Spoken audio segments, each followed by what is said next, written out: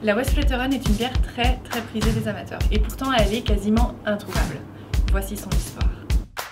Dis donc, je m'en une bière s'il te plaît. Et une fraîche si tu as. Crève de soif moi aussi. L'histoire commence en 1814 en Flandre occidentale quand Jean-Baptiste Victor décide de se retirer en tant qu'ermite dans les bois de Westvleteren. Il est rejoint quelques années plus tard par les moines français du Mont des Cats et ensemble ils vont créer l'abbaye Saint-Sixte. La construction commencera en 1831 et elle se terminera en 1851, 20 ans plus tard. Alors le quotidien des moines en général, ça se résume à prier, à passer du temps à se recueillir, à louer Dieu, à prier et aussi à faire des travaux manuels, des choses concrètes. On va avoir des moines qui cultivent la terre, des moines qui font du fromage et en Belgique on en a quand même pas mal qui font de la bière.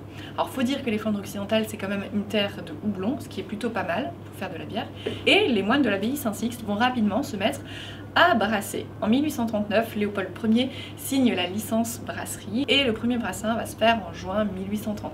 À la base, les moines vont brasser pour leur propre consommation, mais surtout pour donner à boire aux ouvriers qui travaillent à la construction de l'abbaye. Faut dire qu'à l'époque, l'eau, c'est pas franchement ça, et en fait la bière c'est une alternative vachement plus saine, beaucoup plus hygiénique que l'eau. Alors si ça vous donne pas une excellente excuse pour boire de la bière, je sais pas ce qu'il vous faut. Et puis petit à petit ils se mettent aussi un petit peu à commercialiser, parce que l'idée c'est quand même de pouvoir réussir à en vivre un peu, que cette activité elle subvienne un petit peu aux besoins de l'abbaye. Et donc les moines ont commencé à vendre la bière dans le petit café qui se trouve juste en face de l'abbaye et qui s'appelle In de Vrede. Je ne sais pas trop comment ça se prononce, mais ça doit être quelque chose de proche, ce qui veut dire dans la paix. Ça marche plutôt pas mal et en 78, va falloir t'y habituer, ils décident d'augmenter leur production. Alors ils vont augmenter la production, mais pas très longtemps, puisqu'en 1945, l'abbé il commence à dire genre hé les gars, en fait on est quand même une abbaye qui brasse et pas une brasserie qui a une petite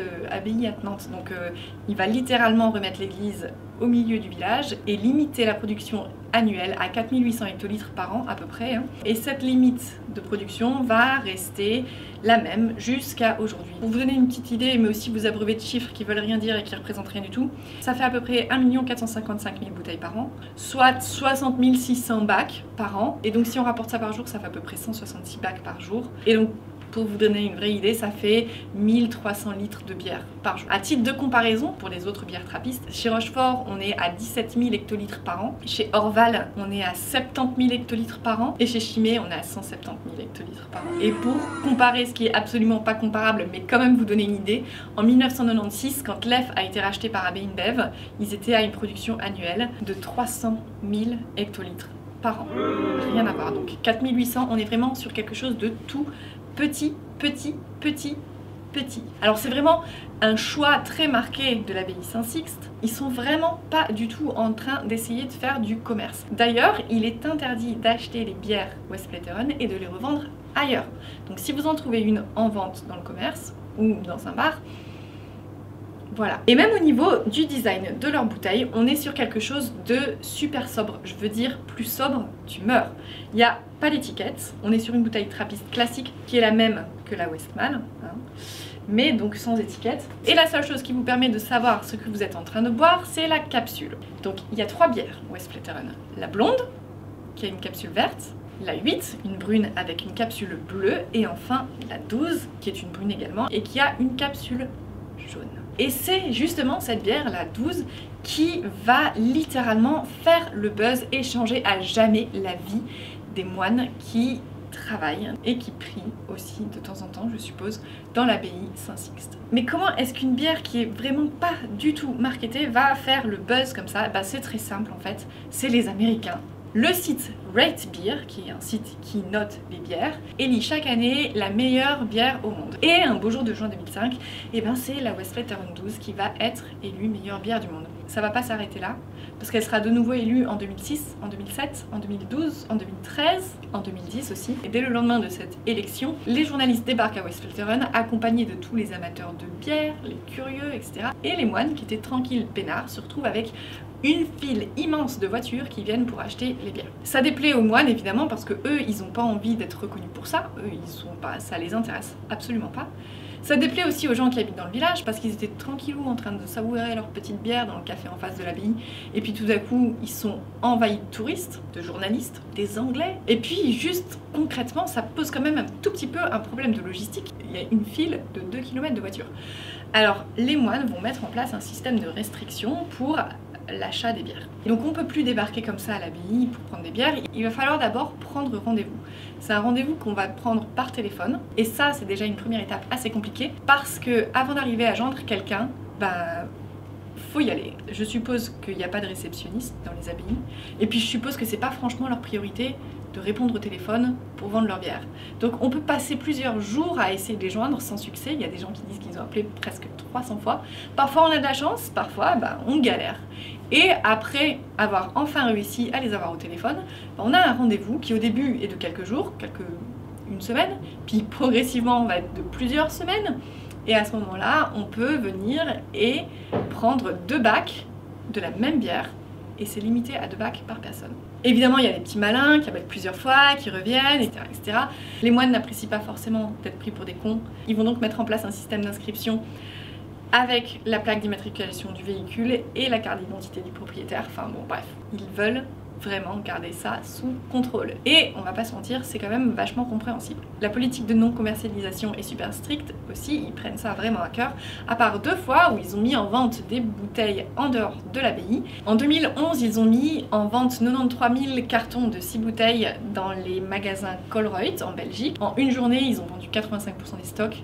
En une semaine, c'était réglé. Et en 2012, ils ont réitéré l'opération, mais cette fois-ci dans 8 pays étrangers à la Belgique, en mettant en vente 70 000 bacs de 6 bouteilles. Et ça, c'était simplement dans le but de financer des travaux de rénovation de l'abbaye. C'est la seule fois où ça s'est fait. Évidemment, après, on a pu trouver des bouteilles en vente, en revente sur eBay à des prix complètement exorbitants. Et ce qui est assez ironique, tristement ironique dans cette histoire, c'est que tous leurs efforts pour limiter la vente, pour limiter la popularisation de leurs produits, ça ne fait que attiser le feu de l'intérêt que les gens ont pour cette bière.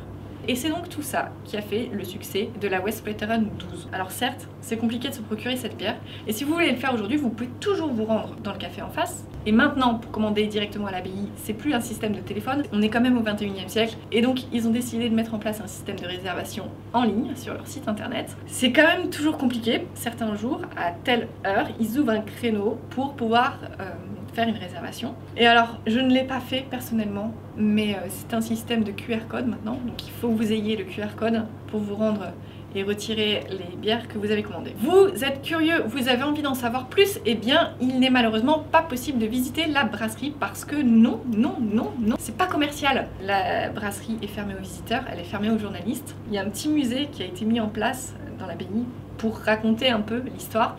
Malheureusement, il n'est pas du tout fréquenté. C'est la triste vérité derrière l'engouement pour la Westvleteren. Et si vous vous dites que vous avez envie de boire à l'œil et que la meilleure façon de le faire, c'est d'aller faire une retraite dans l'abbaye, sachez que vous pouvez le faire, mais qu'ils ne sont pas débiles. Déjà, de base, il faut parler néerlandais. Donc, ça limite quand même. Et donc, si vous n'êtes pas dans le café In de Vrede et que vous êtes en train de boire une Westvleteren, alors, déjà, ce qui est important de savoir, c'est est-ce qu'on vous sert vraiment une Westvleteren 12 ? Parce qu'il y a une petite biéronnette sur le marché qui s'appelle la Saint-Bernardus 12 et qui est réputée pour être la même que la Westvleteren. L'histoire derrière tout ça, c'est qu'il y a eu un moment où les moines de l'abbaye Saint-Sixte se sont retrouvés dans l'abbaye Saint-Bernardus à Watou et que donc à ce moment-là, ils auraient partagé la recette et donc fait brasser par Saint-Bernardus, et depuis lors Saint-Bernardus aurait gardé la recette et continué à faire la même que la Westvleteren.